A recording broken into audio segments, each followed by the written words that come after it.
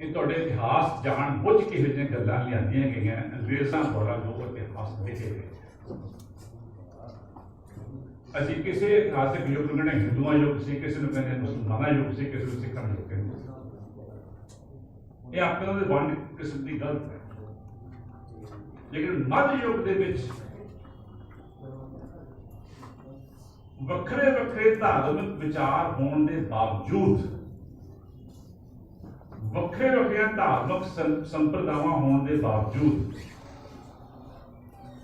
ਲੋਕਾਂ ਦੇ ਵਿੱਚ बुनियादी पद्धर पे एक सांझी जिंदगी बन गई। लोगों ने खास किस्म की सांझ सी। जो अंग्रेज आए वो एक पिछोकड़ लेके आए सारे थे। उन्होंने पिछोकड़ ये सी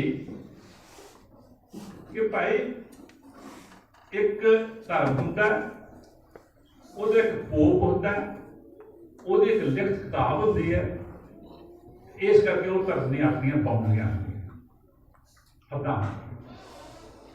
ਉਹਨੇ ਉਹੀ ਮਾਡਲ ਸਾਡੇ ਲਾਗੂ ਕਰਤਾ।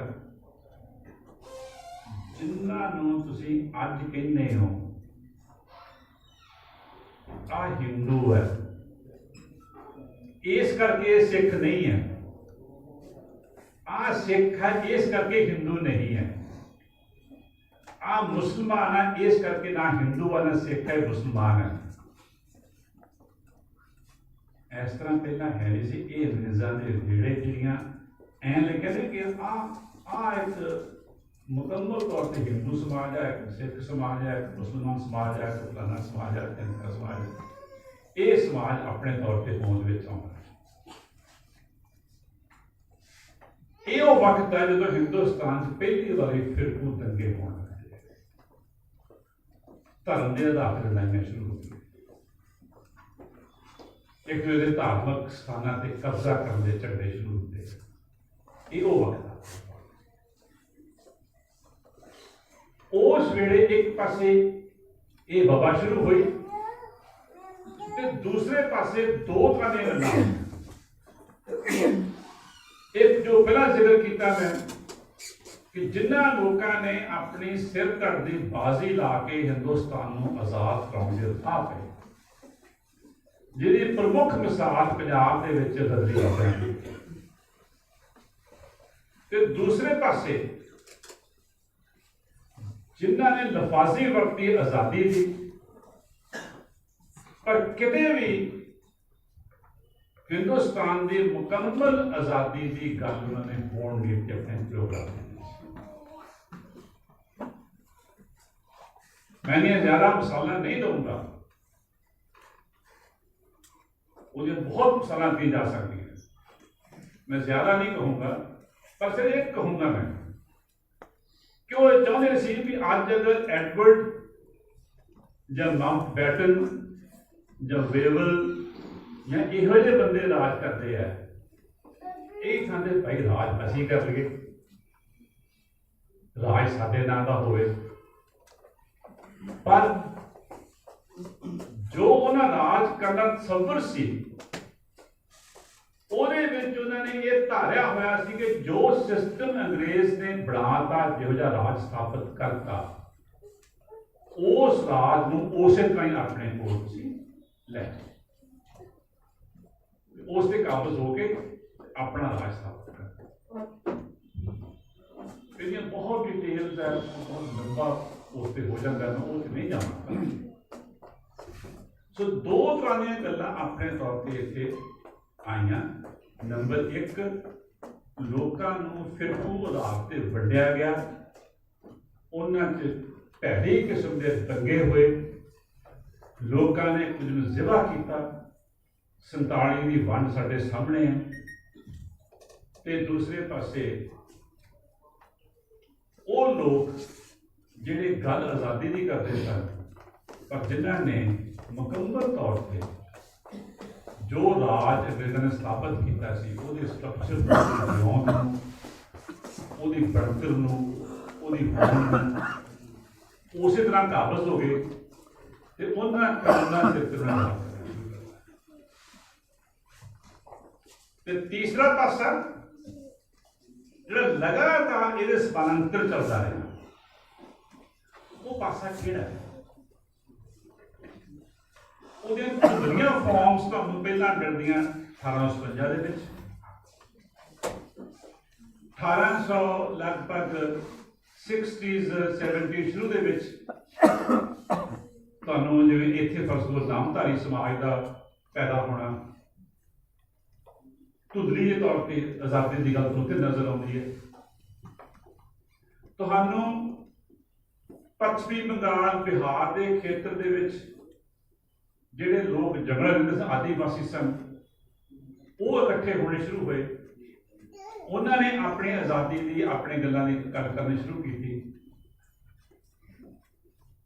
ਤੇ ਨਾਲ ਪੰਜਾਬ ਦੇ ਵਿੱਚ 1907 ਦੇ ਵਿੱਚ ਪਗੜੀ ਸਭਾ ਜੱਟਾ ਕਿਸਾਨ ਲਹਿਰ ਸ਼ੁਰੂ ਹੋਈ, ਗਦਰ ਲਹਿਰ ਆਈ, ਜਲਿਆਂਵਾਲਾ ਬਾਗ ਆਇਆ, ਕਿਰਤੀ ਲਹਿਰ ਆਈ, ਬੰਬਈ ਦੇ ਵਿੱਚ, ਕਲਕੱਤੇ ਦੇ ਵਿੱਚ ਮਜ਼ਦੂਰਾਂ ਦੇ ਯੂਨੀਅਨਸ ਬਣਨੀ ਸ਼ੁਰੂ ਹੋਈਆਂ। ਇੱਕ ਬੜਾ ਵੱਡਾ ਫੈਲਾਅ ਹੈ ਇਸ ਗੱਲ ਦਾ, ਜਥੇਬੰਦੀਆਂ ਦਾ, ਲੋਕਾਂ ਦੇ ਇਕੱਠਾਂ ਦਾ, ਲੋਕਾਂ ਦੇ ਸੰਘਰਸ਼ਾਂ ਦਾ, ਜਿਹੜੇ ਇੱਕ ਪਾਸੇ ਅੰਗਰੇਜ਼ ਸਾਮਰਾਜ ਦੇ ਖਿਲਾਫ ਲੜ ਰਹੇ ਸਨ ਤੇ ਦੂਸਰੇ ਪਾਸੇ ਉਹਨਾਂ ਦਾ ਵਿਰੋਧ, ਜਿਹੜੇ ਲੋਕ ਕਿਵੇਂ ਨਾ ਕਿਵੇਂ ਅੰਗਰੇਜ਼ਾਂ ਦੇ ਪੂਰੇ ਸਿਸਟਮ ਨੂੰ ਬਚਾ ਕੇ ਰੱਖਣਾ ਚਾਹੁੰਦੇ ਸਨ, ਉਹਨਾਂ ਦੇ ਨਾਲ ਵਿਰੋਧ ਸੀ। ਇਹ ਦੋ ਧਾਰਾਵਾਂ ਪੈਦਾ ਹੋਈਆਂ ਔਰ ਇੱਕ ਦੂਜੇ ਦੇ ਬਰਾਬਰ ਸਮਾਨਾਂਤਰ ਚੱਲੀਆਂ, ਕਿਤੇ ਕੋਈ ਤਕੜੀ, ਕਿਤੇ ਕੋਈ ਤਕੜੀ। ਇੱਕ ਗੱਲ ਯਾਦ ਰੱਖੋ, ਮੁਕੰਮਲ ਆਜ਼ਾਦੀ ਦਾ ਨਾਰਾ ਸਭ ਤੋਂ ਪਹਿਲਾਂ ਸਾਡੇ ਗਦਰੀ ਬੰਦਿਆਂ ਨੇ ਲਾਇਆ, ਜਿਹਦੇ ਬਾਰੇ ਤੁਹਾਨੂੰ ਇਤਿਹਾਸ ਦੀਆਂ ਕਿਤਾਬਾਂ 'ਚ ਜ਼ਿਕਰ ਉਸ ਤਰ੍ਹਾਂ ਨਹੀਂ ਹੈ। ਨੰਬਰ 2, ਜਿੰਨਾ ਪੰਜਾਬ ਦੇ ਵਿੱਚ, ਉੱਤਰ ਪ੍ਰਦੇਸ਼ ਦੇ ਵਿੱਚ, ਬੰਬਈ ਦੇ ਵਿੱਚ, ਕਲਕੱਤੇ ਦੇ ਵਿੱਚ, ਮਦਰਾਸ ਦੇ ਵਿੱਚ, ਕੇਰਲਾ ਦੇ ਵਿੱਚ ਜਿੰਨੀਆਂ ਮਜ਼ਦੂਰਾਂ ਦੀਆਂ, ਕਿਸਾਨਾਂ ਦੀਆਂ ਲਹਿਰਾਂ ਦਾ ਵਿਕਸਿਤ ਹੋਈਆਂ, ਉਹਦੇ ਨਾਲ ਨਾਲ ਜਿਸ ਤਰੀਕੇ ਨਾਲ ਸਮਾਜਿਕ ਲਹਿਰਾਂ ਵਿਕਸਿਤ ਹੋਈਆਂ, ਉਹਦੇ ਵਿੱਚੋਂ ਇੱਕ ਜਮਹੂਰੀਅਤ ਦਾ ਨਕਸ਼ਾ ਤੇ ਜਮਹੂਰੀਅਤ ਦੇ ਵਿਚਾਰ ਪੈਦਾ ਵੀ ਹੋਏ, ਉਹਨਾਂ ਦੀ ਨੀਂਹ ਵੀ ਜੰਮੀ ਤੇ ਉਹਨਾਂ ਦਾ ਵਿਕਾਸ ਵੀ। ਇਹੀ ਕਾਰਨ ਹੈ ਕਿ 1929 ਦੇ ਵਿੱਚ ਲਾਹੌਰ ਕਾਂਗਰਸ ਦੇ ਵਿੱਚ ਕਾਂਗਰਸ ਨੂੰ ਮੁਕੰਮਲ ਆਜ਼ਾਦੀ ਦਾ ਨਾਰਾ ਲਾਉਣਾ ਪਿਆ। ਪਰ ਇਹ ਗੱਲ ਯਾਦ ਰੱਖੋ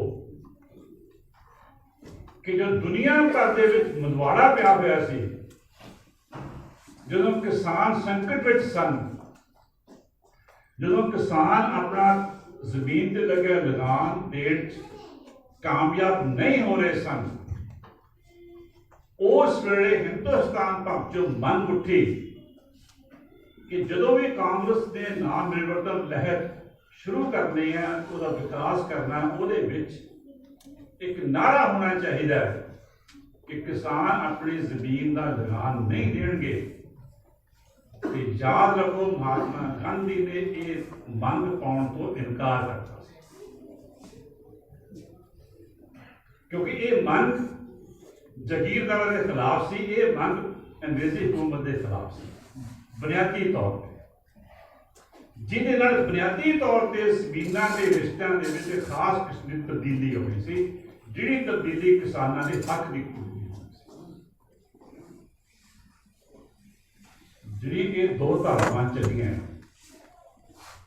ਉਹਦੇ ਚੋਂ ਲੋਕ ਲਗਾਤਾਰ ਆਪਣੀ ਜ਼ਿੰਦਗੀਆਂ ਦੇ ਵਿੱਚ ਜਮਹੂਰੀ ਕਦਰਾਂ ਕੀਮਤਾਂ ਨੂੰ ਪ੍ਰਾਪਤ ਵੀ ਕਰਦੇ ਰਹੇ ਤੇ ਉਹਨਾਂ ਨੂੰ ਮਜ਼ਬੂਤ ਵੀ ਕਰਦੇ ਰਹੇ।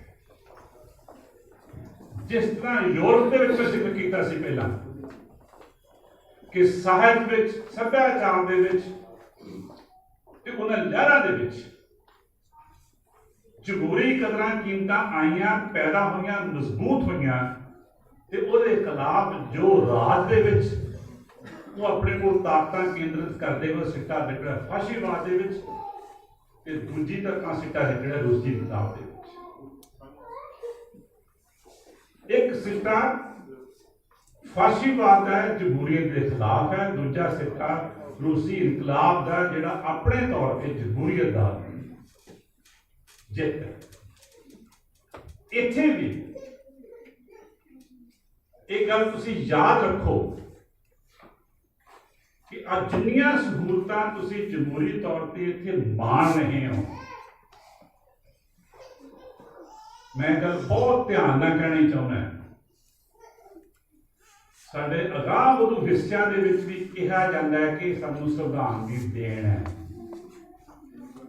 मैं बेनती करना चाहुंदा कि इहदे पिछे साडे लोकां दीयां एक लंबियां घालणावां पईआं, उन्हां घालणावां करके साडे संविधान दे विच इन्हां धरावां नूं दर्ज करन तों बगैर राज करन वालिआं कोल कोई राह नहीं बचदा ते नहीं वो जरूर कुछ ना कुछ करदे। ਉਹਦੇ ਸਬੂਤ ਵਜੋਂ मैं की कहना चाਹੁੰਦਾ कि ਜਿਹੜਾ ਰਾਜ 47 ਤੋਂ ਬਾਅਦ ਇੱਥੋਂ ਦੇ ਹਾਕਮਾਂ ਨੇ ਪ੍ਰਾਪਤ ਕੀਤਾ, ਉਸ ਰਾਜ ਨੂੰ ਚੱਲਦਾ ਰੱਖਣ ਦੇ ਵਾਸਤੇ ਉਹਨਾਂ ਨੇ ਉਹਨਾਂ ਢੰਗ ਤਰੀਕਿਆਂ ਦੀ ਵਰਤੋਂ ਕਰਨੀ ਸ਼ੁਰੂ ਕੀਤੀ ਜਿਹੜੇ ਢੰਗ ਤਰੀਕੇ किसानों मजदूरों को दबाने के वास्ते अंग्रेज हुकूमत हमेशा बरतती रही सी। 1818 का प्रेस एक्ट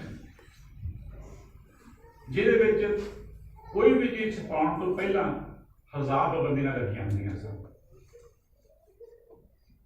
1914 तो पिछों बनिया डिफेंस ऑफ इंडिया रूल्स, जिहदे विच सरकार किसी नूं भी अपने विरोधी नूं बगैर कदम चलाए ताकि जेल सट सकती सी।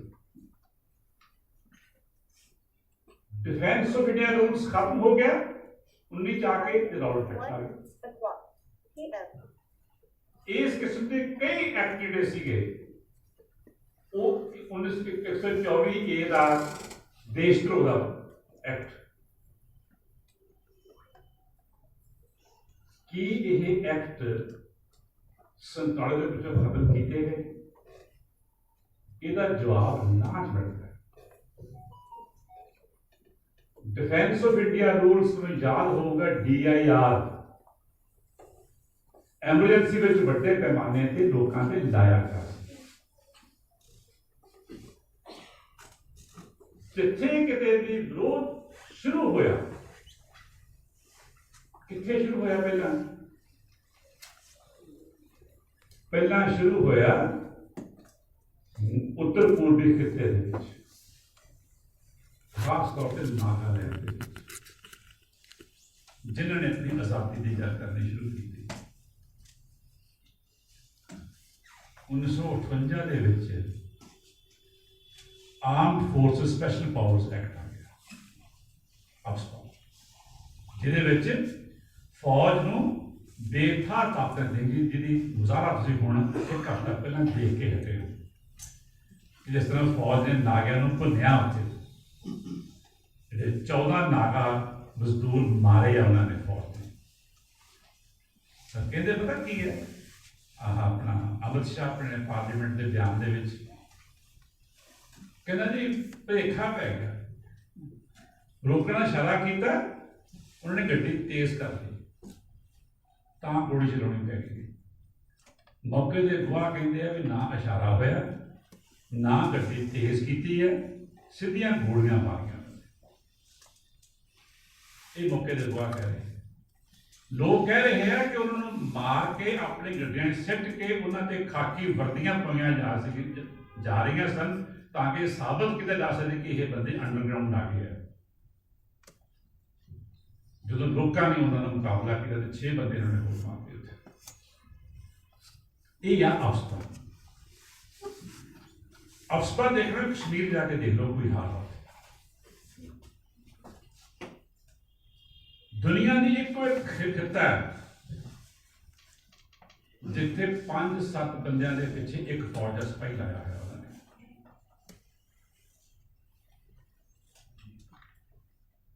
फिर आया 60वां UAPA जिन्हों फिर अमेंडमेंट कीतियां गई। मेरा कहने का मतलब यह है कि यह मामला कोई मोदी सरकार का मामला नहीं करना है। ये मामला तुर तो चलिया आ रहा 47 तो पिछों। सिर्फ एक गल समझ लो, 2 गल कि जदों राज का संकट थोड़ा जिहा वधदा है उदों हमला तेज हो जाता है, जदों संकट बड़ा हिसाब का होंदा तो हमला उन्ना तेज नहीं। बस फर्क इन्ना ही है, ये 2 फर्क नहीं है। दूसरी गल जिहड़ी हुण दी नीतियां संदर्भ विच करनी चाहिए। हुण दीयां नीतियां दे 2 खासियत है। एक खासियत है कि मंडी दीयां शक्तियां नूं खुला छड्ड दे, उन्हां नूं मुकम्मल आज़ादी दे दिओ, वो जो मर्जी कर। ये वो मुकाबला नहीं है जिहड़ा सरमाएदार का मुकाबला आपस में 18वीं सदी च होंदा सी।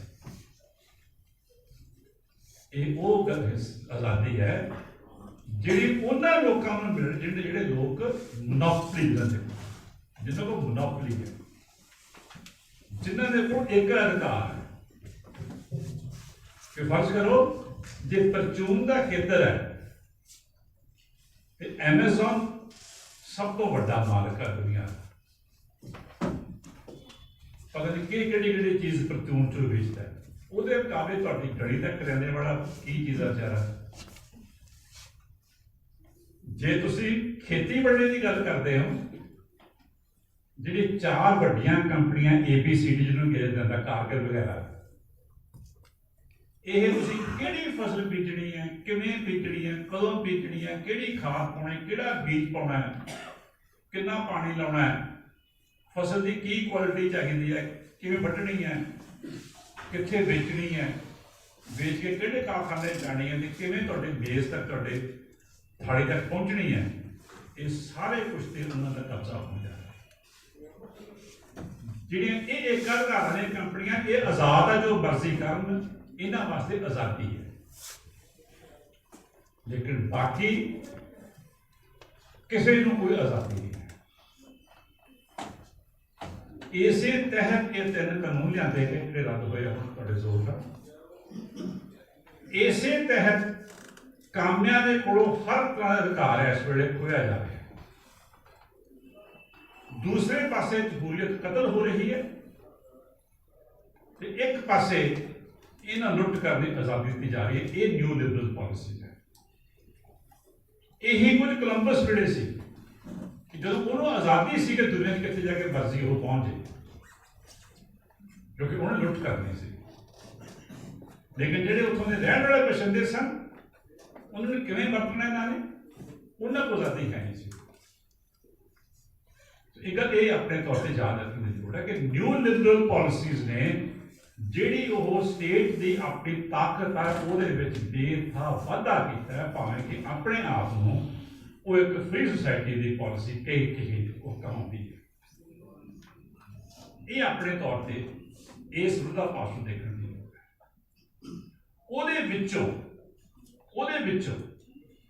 मैं अखीर 2 गल्लां करनियां चाहूँगा ताकि अपनी गल मैं सवेर सकूँ।